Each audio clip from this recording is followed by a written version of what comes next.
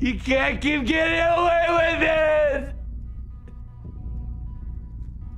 it! You can't keep getting away with it! Alright, so I'm pulling up a skill tree here for my Ball Lightning Sorcerer. Alright, so I'm going to go pretty fast through this, but we're going to take Fireball. Obviously, it's going to be one of our enhancements. The other one's going to be Chain Lightning as well. The rest of the stuff you can look through and copy, or you can adjust to whatever your playstyle is. But the way I have this build set up is actually for more sustain in-game, so when I can constantly keep barriers up and keep myself alive in Abattoir Azir and Nightmare dungeons. In-game content is actually really crazy this season. From my experience, you honestly want to have a constant barrier build. If you're not playing a Barb or a Sorcerer, you're going to struggle a lot of the higher tier in-game content. That being said, it's definitely possible for other builds, but honestly, Sorcerer and Barbarian just roll supreme in that area. That being said, you can see all the stuff I'm taking for damage reductions. I'm also taking triple defensive abilities. It's just crazy what you have to do. But at the same time, this Sorcerer build can just constantly stack those Ball Lightnings, and that stacking damage just gets ridiculous over time with infinite mana source. The fact you can always keep people chilled with Blizzard, and you can always keep people on fire with this build just makes it ridiculous, as well as always keeping them vulnerable and with Vampire curses. Honestly, all around the board, most Sorcerers are the same, so you can honestly just go through and adjust probably what you already have now if you are playing Ball Lightning Sorcerer.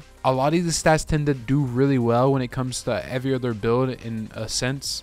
And it's honestly really important to keep that Chain Lightning and Fireball. And the reason you want these is you'll be constantly proccing the Chain Lightning enchantment, and as well as Fireball. Anytime you attack any monster, you're going to set them on fire, so it's perfect. Now we're going to hop on a Paragon board. I'm going to go through this really quick. I'm going to be using Elementus in the first slot. And you can just copy the Paragon board, pause, and then we're going to go first into Enchantment Master as our first attachment board. And like I said, I'm going to go faster, but I'm getting straight to the point. I'm giving you exactly what I use. As you can see, I go for another defensive glyph right here. Reinforce is a really good glyph, honestly. That being said, you can see on my board, a lot of this stuff is to actually get elemental resistance, so I can actually stack up and damage reductions from a lot of things. And I actually get to the max percentage of 70% when it comes to elemental resistance. Alright, for this glyph board, I actually attached Burning Instinct, and I went for the territorial glyph spot here. And once again, I'm taking damage reduction from burning enemies because we are going to be constantly burning enemies with a Fireball enchantment.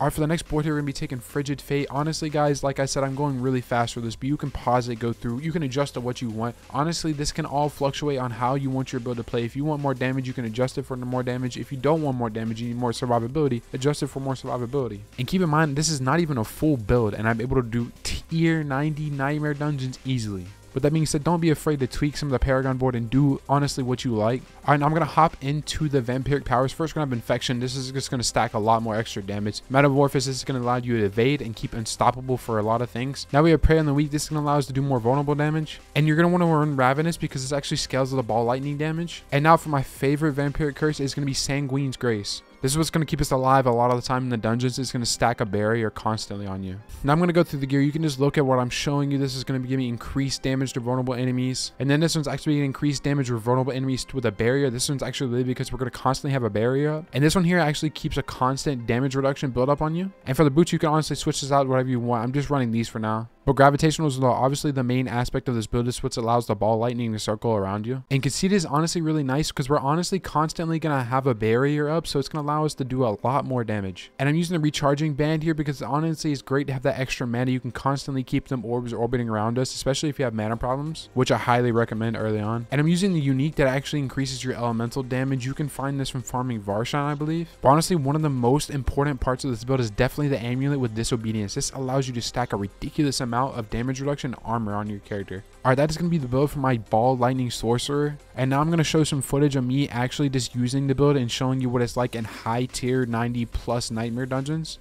And how fast and easy I can constantly have a barrier up while doing massive amounts of damage, and I can clear through bosses like it's nothing. Ball Lightning Sorcerer is definitely one of the best builds in the game. If not, I'd probably put it as second best build in the game. I think the best build is probably Hoda Barbarian. Honestly, the Barbarians cannot be touched, man. With that being said, Sorcerers fly through a lot of stuff. Even you might think they're squishy, they're really not when you have this constant barrier up. And there's even some builds that have constant stuns up.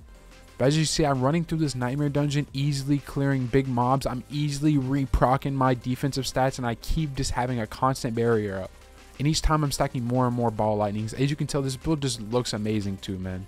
You get the massive AoE clears. You get the mass amount of movement speed. You get the constant barriers up to helping you get one-shotted. And you can build ridiculously stacking damages on bosses. It's nice, honestly. With that being said, I hope you guys enjoyed today's video. If you're new here, I'm going to be posting more build guides, and I'm also going to be posting more guides in general. I'll catch y'all later. Peace.